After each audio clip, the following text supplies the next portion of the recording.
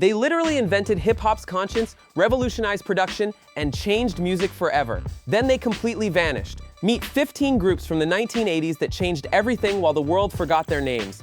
These are not your typical 1980s names. Number 1 is going to blow your mind. Number 1, Grandmaster Flash and the FYUREUS 5. Before Run DMC sold millions, before LL Cool J became a household name, this group did something that had never been done before. They made conscious hip-hop.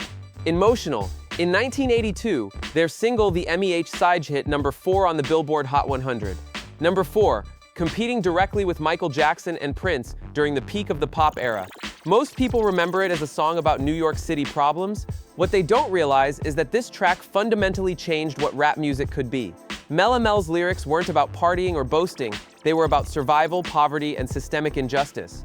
Grandmaster Flash on the Wheels of Steel had already revolutionized turntablism, proving the DJ could be an instrument. But the MEH Sij proved rappers could say something real and go gold doing it.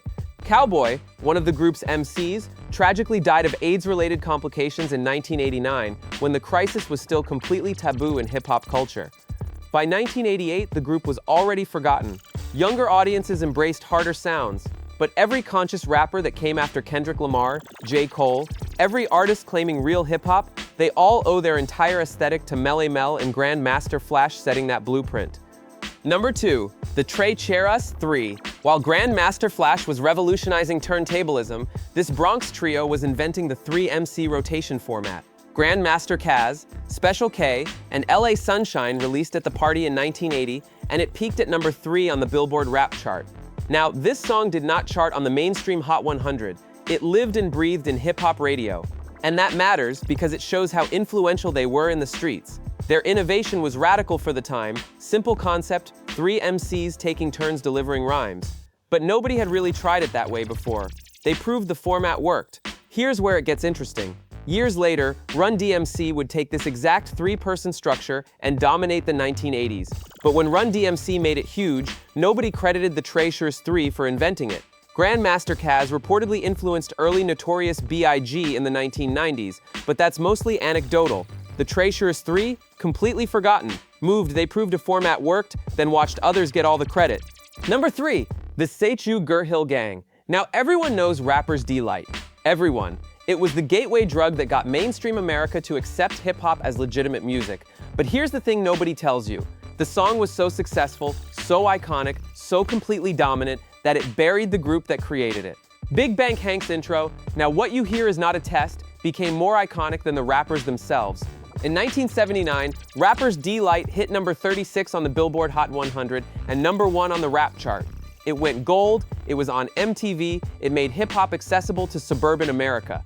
But here's what happened next. The 1980s arrived. Run DMC came through with a harder sound.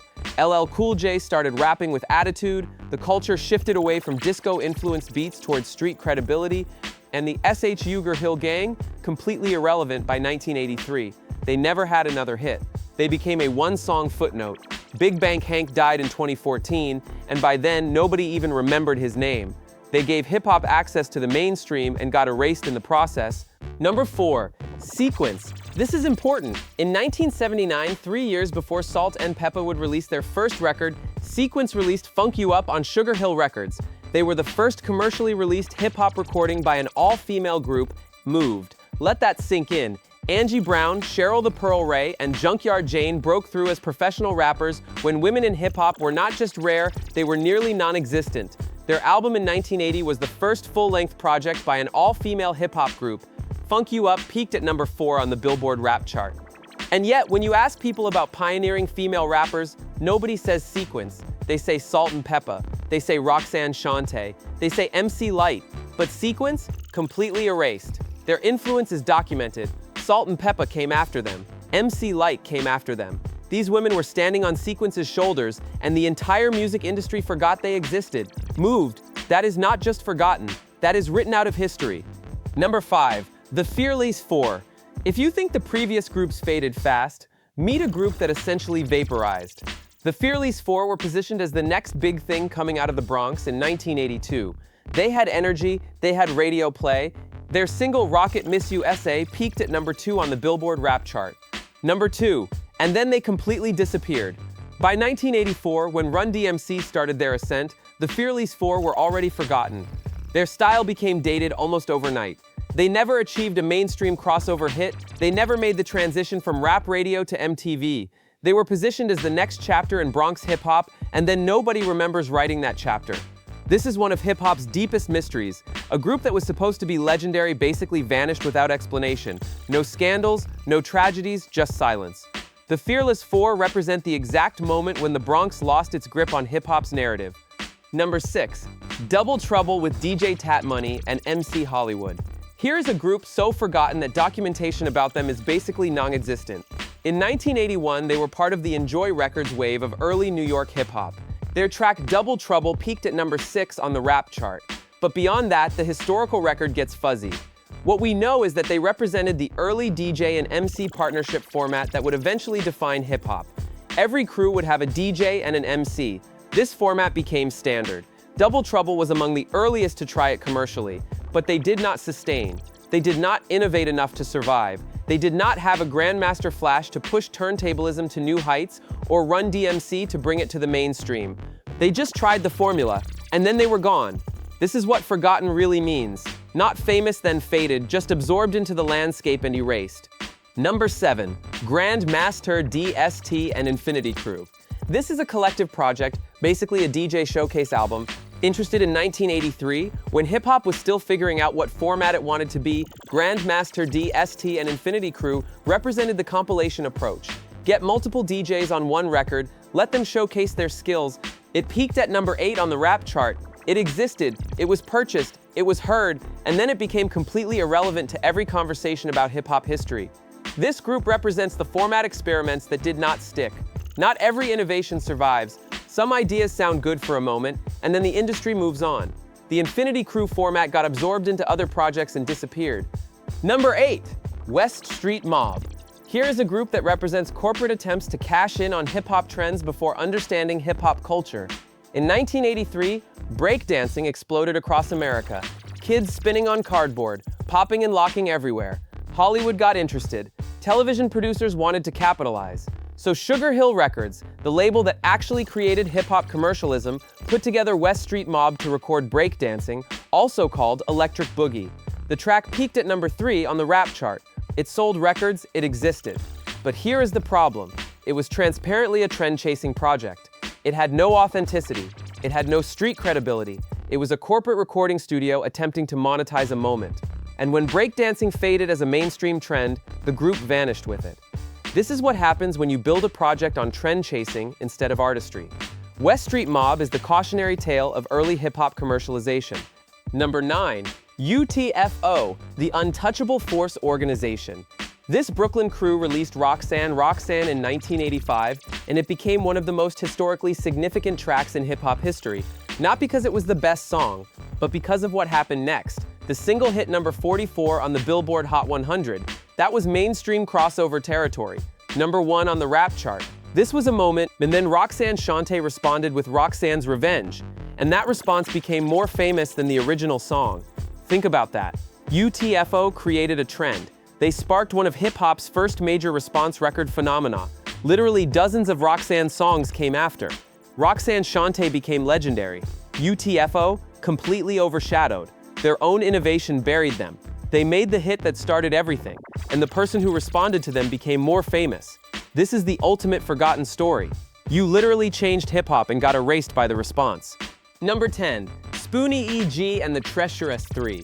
Spoonie E.G. was primarily a solo artist, but his collaboration with the Treacherous 3 in the early 1980s represented something unique. He pioneered what they called romance rap. Think about that for a second. In an era when rappers were talking about parties and boasting about skills, Spoonie E.G. was rapping about relationships, about emotions, about love, and heartbreak.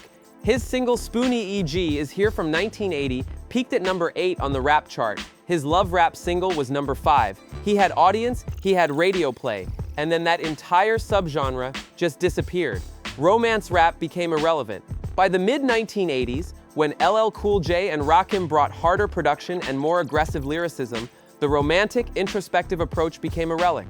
Spoonie E.G. represents an entire genre that vanished. He pioneered something that nobody does anymore. That's how completely forgotten he is. Number 11, New Clay US. This duo, Cosmo D and DJ Akeem, did something revolutionary in 1984. They created Jam On It, and this track absolutely dominated. Jam On It hit number 49 on the Billboard Hot 100, number 1 on the rap chart, and it went all the way to number 2 on the United Kingdom charts. This was a genuine crossover hit. This was gold certified. This was a record that moved units internationally. What made Jam On It special was the production. Synth-based, electronic, futuristic sounding. In 1984, nobody was doing this. New Clayus was a full decade ahead of the synth rap revolution that would come in the 1990s. And then they disappeared. Their 1987 album got no traction. Their follow-up singles charted nowhere. By 1989, the group was done. They had a gold record. They influenced future electronic producers. Nobody knows who they are. This is a group that did everything right commercially and culturally, and they are completely forgotten. Number 12, Houdini. This Brooklyn duo, Jaleel Hutchins and Ecstasy, made some of the most sophisticated and sonically innovative hip-hop of the 1980s. Their debut single, Magic Wand, in 1982 hit number 7 on the Billboard Hot 100, number 7. They were competing with pop radio, rock radio, everything. The Houdini album, Escape from 1984, was a commercial and critical success. It featured sophisticated production by Thomas Dolby, one of the most acclaimed electronic producers of that era. Houdini proved that hip-hop could be both commercially successful and artistically sophisticated. But here is what happened. By 1985 and 1986, the sound started feeling dated. Newer production trends took over. They tried to evolve but could not keep up with cultural shifts. Ecstasy died in 1999 from hepatitis C complications. By then, nobody was talking about Houdini. They had Grammy nominations. They had production sophistication that still holds up today. Younger generations have never heard of them. Number 13, Steda Sen IK. This Brooklyn four-piece represented intelligent, production-forward hip-hop. Daddy-O and Prince Paul led this group towards sophisticated arrangements.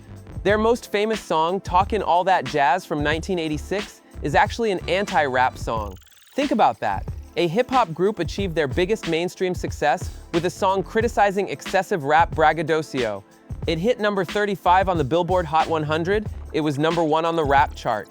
Prince Paul went on to become a legendary producer. He produced for De La Soul. He revolutionized production techniques. He is recognized today as an innovator. But Stedasonic, the group that introduced his work, completely forgotten, moved. This is what happens when a group is too intelligent for mainstream rap, but not jazz enough for jazz audiences.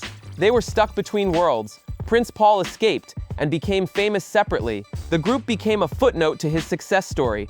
Number 14, Man Taro Nix. This Jamaican-born New York relocated duo pioneered aggressive electronic hip-hop. Formed in 1984, Man Taro Nix released King of the Beats in 1985. Curtis Mantaro Nick created heavy synth-based production that was unlike anything else in hip-hop at that moment. The track peaked at number 6 on the rap chart and number 15 on the UK charts. They were way more successful internationally than in America. MCT provided vocals over these futuristic, minimalist beats. The combination was ahead of its time, but not ahead in a way that paid off commercially. Mantaro Nix essentially pioneered the aesthetic that would become drum and bass and electronic music crossovers. They were that far ahead of the curve, but by 1989, when they disbanded, nobody cared anymore.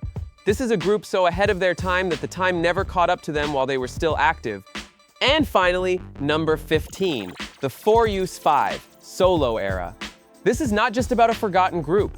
This is about why legends cannot always adapt. When Grandmaster Flash and the 4use5 disbanded in 1985 at the absolute peak of their cultural influence, the members attempted solo careers. Mellow Mel, Kid Creole, Raheem, they all tried, and none of them could replicate the group magic. Mellow Mel, one of hip-hop's greatest MCs, could not chart as a solo artist. The magic was in the collective, the synergy.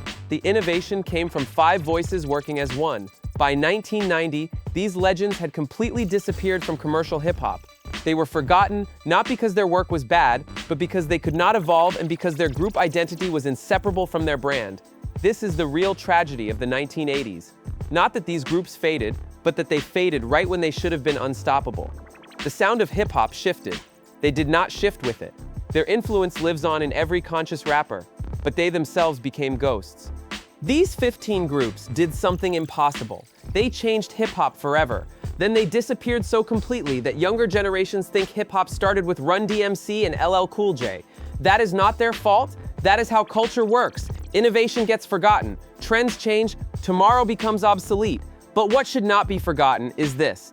Every conscious rap song, every electronic production technique in modern hip-hop, every group that uses multiple MCs, every female rapper who thinks she belongs on a track, they all started here. With these forgotten legends from the 1980s, they gave us the blueprint, and then the world rewrote history without them.